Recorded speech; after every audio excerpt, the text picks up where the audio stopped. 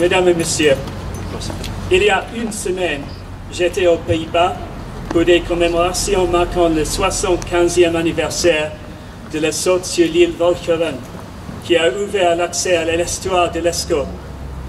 Cela a permis aux navires alliés d'acheminer des approvisionnements à Anvers et a raccourci la chaîne d'approvisionnement qui était beaucoup trop longue des ports de la Manche.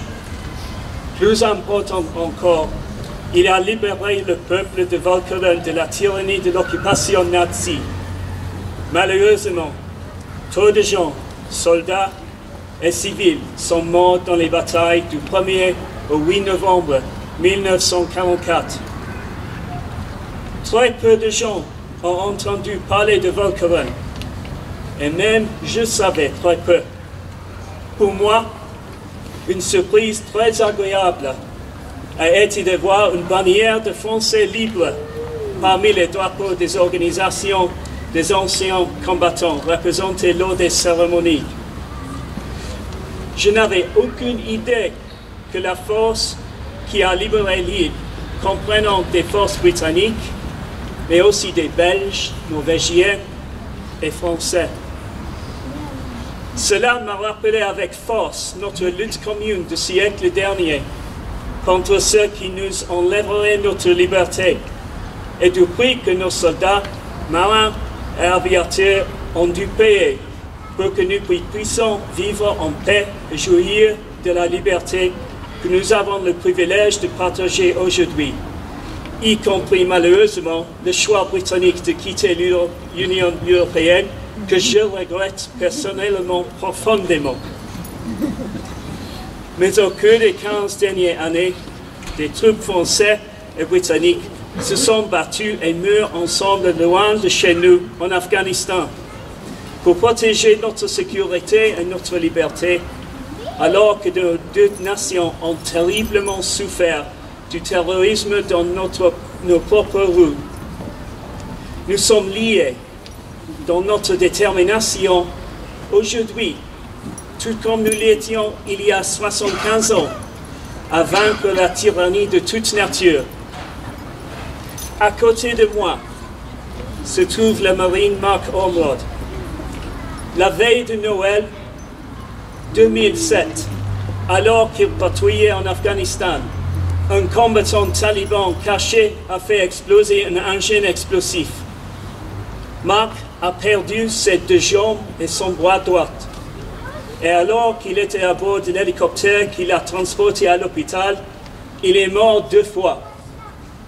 Il a été le premier triple amputé à survivre sur le champ de bataille.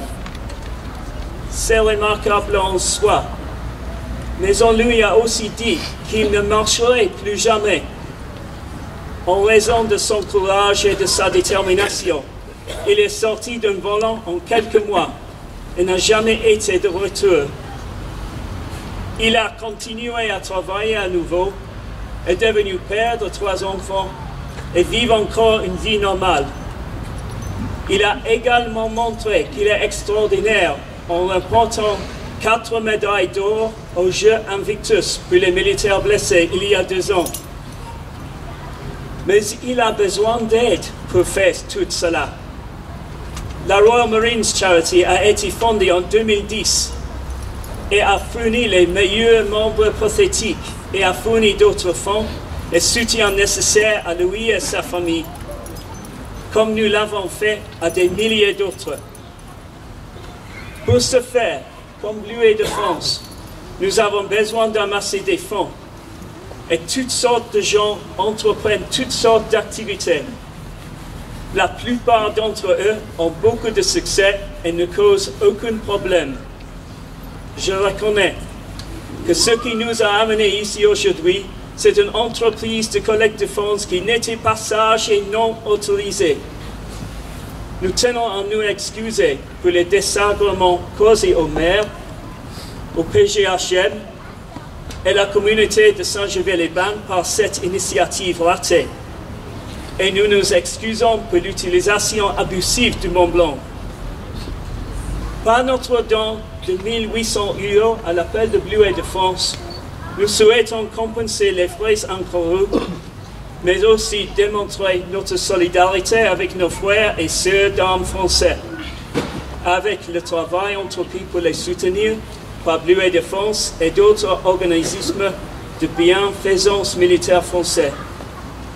Nous espérons que notre visite d'aujourd'hui sera le début de nouvelles relations avec la communauté de cette partie de la Haute-Savoie, qui a déjà fourni un lieu pour les activités de réhabilitation pour nos troupes blessées. Nous vous remercions de nous avoir invités. Nous sommes honorés d'être ici et nous célébrons les liens qui nous unissent dans la guerre et la paix au cours du siècle dernier et dans l'avenir, quel que soit le Brexit. Je vous remercie.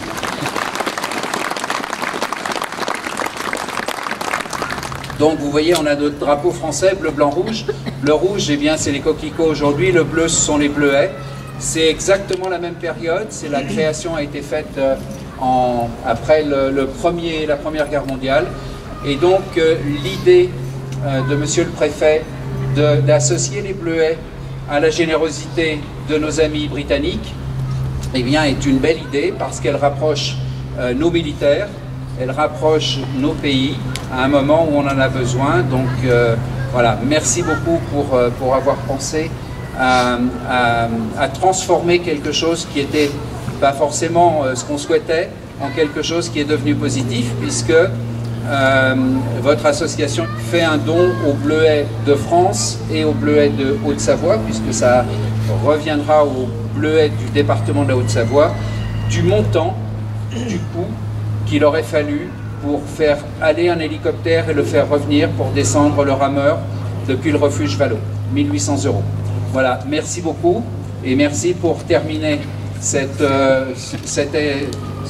épisode d'une façon très positive et d'une façon vraiment qui permet à nos deux peuples et à nos deux armées de continuer à vivre ensemble, je le redis, même si certains le veulent un peu moins. Voilà, merci.